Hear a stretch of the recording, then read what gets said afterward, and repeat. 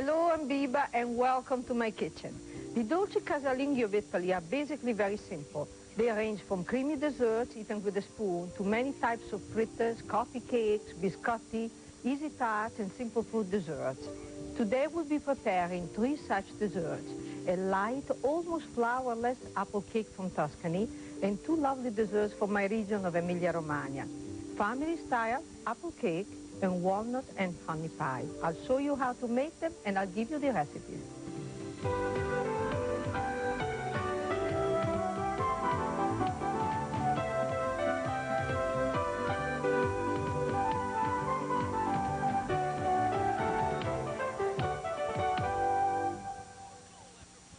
The apple cake we are going to do now was given to me by Signor Capelli. He was the owner of a little trattoria in the Chianti area of Tuscany. And my husband and I had enjoyed so many meals there that when I asked Signor Capelli to share this dessert with me, not only did he take me into the kitchen, but gave me an apron and said, "Now let's see if you can follow directions." Signor Capelli, you'll be happy to know that yes, I can follow directions. Actually, this is a wonderful dessert. And the reason why I like it so much is because basically it is all apples. There are only 2 tablespoons of butter here, and only 1/3 of a cup of flour. Everything else is held together by a few eggs. So we are going to start here. You see, the apples we are using today are Granny Smith apple, but you really can use any kind of apples you want. You peel them and you dice them, cut them into little pieces like this, okay? Then you get a nice pan, a spring-form pan, so that you can remove the outside here. And you're going to get some butter, and you're going to butter your pan all over. And of course, try to have butter that is room temperature. And then we are going to coat it with some amaretti. Amaretti are Italian cookings. For an Italian cake, of course, we use Italian ingredients. These are what amaretti are. And they come in big jar. They come in big jar or little jars, or also by themselves, loose like this. And when you open them up, they are wonderful almond cookies. They come in a pair like this, okay? These are the amaretti that we have chopped up. And let me show you how easy it is to do some amaretti. You just put these on between the paper, and then you break it down with a rolling pin or anything heavy that you have in the house, and then go back and forth. You don't have to use a food processor. It's a very simple process. And then here you have your crumbs, and then that's the only thing you need to do. So we take these. They are terrific because they have a great almond flavor, of course. Amaretti means from almond. And then you're going to put some of these and coat the pan very well all around. Let me see. And then remove the excess. Now let's take a look here. If you still have parts where it is hollow, in other words, the cookies didn't coat it well, then it means I didn't do a good job with my butter. So you get your butter, you go around and just spread a little more, and then again just put a little more. And this is our coating. So you do this ahead of time, and you set this in the refrigerator for a while. Okay, here we are going to mix together. And this is why this dessert it is so great, because there is nothing to do. There is only mixing. Mixing. We get 3 eggs, and we are going to beat them with the sugar. And this is a dessert that your children can do. However, there are some little things which I'm going to point out as we go along to simplify this dish. And we are going to add the sugar, which is 1.5 cups of sugar, and put it in your. You don't even have to do it by a food processor. You can do it by hand if you want to. You have to get a big whisk and beat very energetically until all this is pale yellow. Okay? And the other ingredients, let me clean up here, that we have are 1/2 cup of milk, about a teaspoon of dry yeast. I told you the 2 tablespoons of melted butter, and 1/3 of a cup of flour. You're going to add all this inside your bowl, and then you mix it again. Now this is going on. Okay. Then we take this out, and we get our prepared pan here, the apples that have been diced, and you put all this into the apple. Because it has milk, this is going to be a bit loose, even after you mix it with the apples, okay? So we have to do something, because if I put all this into my baked pan, prepared pan, the juices will come out. So what we need to do, we need to coat the pan with foil, so that nothing will escape. The juices will stay there. He didn't tell me this. Mr. Capelli didn't tell me this. I had to figure it out all by myself, because when this cake was in the oven, the juices kept coming out. So you see, they always leave back a little something. Those tricky Italians. Okay, now that we have all this mixed, just pour it into your pan, level it out, put it, distribute it very evenly. You probably noticed that I have a little accent, right? Somehow it gets thicker every year that I live in this country. That's what my husband says.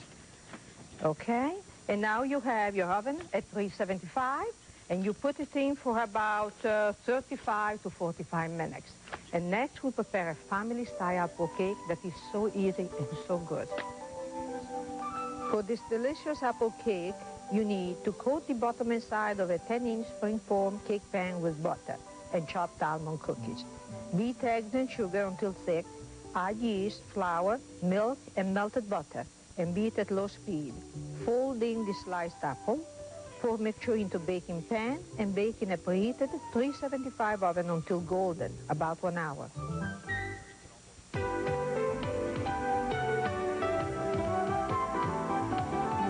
This is a similar cake to what we just made, but yet it is different, because even though it has basically the same ingredients, we use much more flour and much more butter.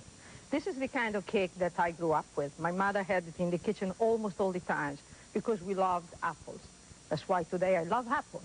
So what I have inside here are 3 whole eggs, and I'm going to put half a cup of sugar, and I'm going to beat it until it is pearl yellow. But before doing that, you've noticed what I did. I have to do this, right? Okay, now we are all right. Then we are going to add about 5 ounces of butter, unsalted butter, and 2 cups of flour, and 1 envelope of yeast dissolved in a little bit of water. So here we go. We are going to put our butter inside. So this is a richer cake. It is very good, and you will have your choice after you see the result at the end, which one you prefer. And you can make either this or the other one, or you can make them both. Okay, and then we mix this first. See, there is nothing to bake. These are the kind of things that are terrific. Now we are going to add the flour, a little bit at a time, and mix it at a low speed, or you can do this by hand also. So what you are looking for inside here, and I'm going to show you, it is a soft batter, not butter, B-A-T-T-E-R. I can never pronounce those 2 names well, so that's why I spell it.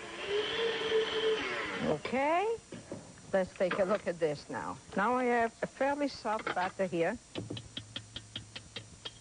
Okay, and we are going to mix it with our eggs. Not with our eggs. The eggs are inside here. We are going to mix it with our apples. I am in a great mood today. That's why when you are in a good mood, you talk and talk and you don't know what you're saying. So here we go. We put the butter into the apples. We mix everything. And if I see that the consistency is a little too thick, you can always add another egg. And my consistency here is just a little too thick, you see? So what I'll do, I'll put another egg, add it in, and fix the whole thing up. Break it down and mix it. Then you have a pan that has been buttered already. It is ready, and floured. And then you're going to put all this inside there. You have your oven that is already very hot, 375. And now we are going to put this, all this inside our baking pan. Spread it out. And what I'm going to do also, I'm going to put some apples on top so that we are going to coat the top of the cake completely with apples, okay? Let's see. Try to make it nice and even if it is possible. Take a little time here. There we go. And then you get the apples and just go around and fill all around like this. And if you want to slice your apples ahead of time, you can do it, and then what you do, you keep it in a bowl of water, maybe with a little bit of lemon, so they will not discolor. If not, this is so quick to prepare that you can do this at the last minute. And then what we are going to do, we are going to sprinkle everything with a nice amount of sugar. Put it in the oven, take the other one out, and it is done. This is simple cooking, the cooking of the homes.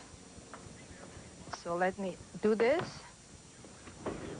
It doesn't come any simpler than that, I think. Take a look at this cake. I think it's very nice. For the amount of time we have spent over this, I think that is kind of nice. And I promise you, it tastes also very good.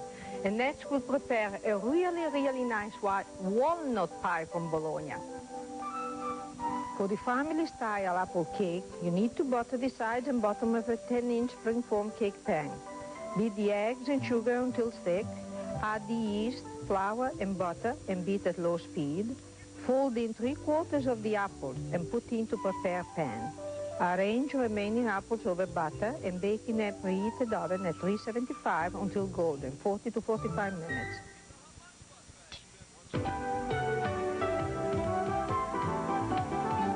Now, this is a different cake. It is a tart. It is a pie, actually. It is a pie because it has two crusts. So we forget about the apples for a while. But it is another great, easy dessert to prepare.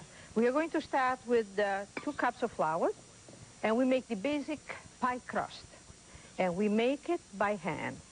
Suppose that some of you don't have a food processor in the house. I'll show you how simple it is to make this crust. The butter is not too soft, at room temperature. And if you have this, is wonderful. It is perfect for, it is a pastry blender. And you just do this. And if you don't have this, I'll show you what I used to do and what my mother used to do. Because we didn't have this gadget. When I grew up, I didn't have this stuff. So you had to do everything with your hands.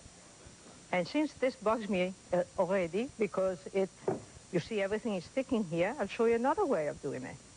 You use your hands, which are your tools. You get it and you break the flour with the butter like this. It is fun. You can feel food this way. You know what you're doing. And what you're doing, you are going to just rub it until you have a mixture that has a granular consistency and everything is mixed in very well together. And keep in mind that when you do this, you don't want to blend it completely. You want little pieces of butter still being visible, and that is because it gives the dough, the crust, the crunchiness. So here we have it, okay? Now, I'm going to add a little bit of sugar, maybe about a tablespoon, 1 egg, put it there, and then, again, mix with your hands. And then you're going to add a little bit of flour, not flour, wine. This is wine. How can I not recognize wine? And then you just go easy because you can always add, but you can't take it away. See how thick it is now? It means the Biba put a little too much wine in it. So how are we going to fix that? Very simple. We get a little more flour and just rub it in. And now that I have all this in front of me, I'm going to work it into a ball. Put it all together. See, you don't want to knead this. You just want to put it together until everything is assembled fairly loosely into a ball. Then again, make sure to pick up everything. And get a pastry scraper around it, just like if you were making pasta. Rub your hands with the flour, and now again, pick everything up. And then you make a bowl, and you refrigerate it. Actually, you can make 2 bowls if you have to. The crust that needs the top and the bottom. Okay, put it in the refrigerate that. That is fairly easy, and it is another way of doing something that perhaps we don't think about it. But you know, it's fun to use your hands once in a while. So now I'm going to move all this away because I am going to roll out the dough that I have in a second, which is prepared ahead of time. You probably know that you have to make the dough at least an hour ahead. You can make it and let it stay in the refrigerator 2 or 3 days, or you can freeze it. And when you need it, it is there for you. Before rolling it out, however, let's talk about this filling. This is a wonderful filling of walnuts and honey and rum. Very simple ingredients that you can find all over. Then what you do, you chop up your walnut, not very, very fine, but just in some pieces. And then you put your rum, which is the traditional way of doing it in Bologna. But if you don't want to do that, you can use anything else. And you use about a cup and a half of honey. And when you bite into this dessert, it is almost like a baklava. It's just crunchy. It is wonderful. So this is the filling. You see how easy it is? Just assemble this, put it together. Another wonderful dessert from the cucina casalinga, where women wanted to eat well, but they didn't want to spend hours in making a dessert. And the home desserts are very simple anyway, because in Italy, when you want something a little more elaborate, you go to the pastry stores and you buy it there. Okay, now this is put together. I'm going to roll out the prepared dough, and I'm going to show, actually, I have a prepared dough here. It's been too hot in the studio today, so here we go. This is my dough, which is inside the tart shell, okay? And we are going to put all this inside. Then we need to roll out the dough, because I have another piece of dough which has to cover this. See, doesn't that look nice?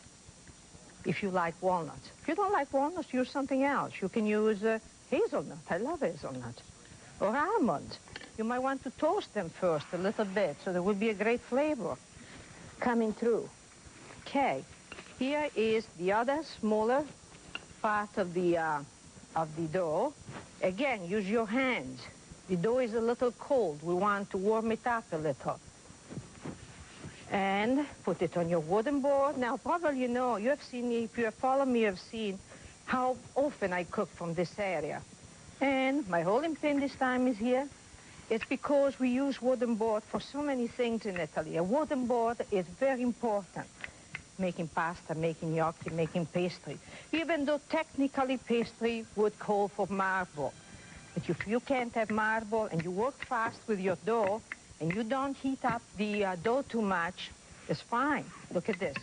Move fast. It's fun. You know, cooking this way, it's a lot of fun. Now we make a circle here. And we are going to put it over. And then you go fit it in tightly. You get your scissor, cut it all around. Trim it.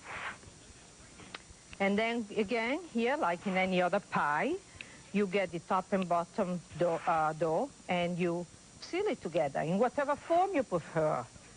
Maybe you want to make a nice little edge, you want to be fancy, you want to be simple. As long as the dough is, the two parts are really sealed well. If not, all the filling will come out.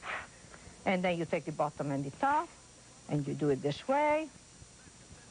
And at the end, we are going to brush it with the egg, which will give a nice golden color to the crust.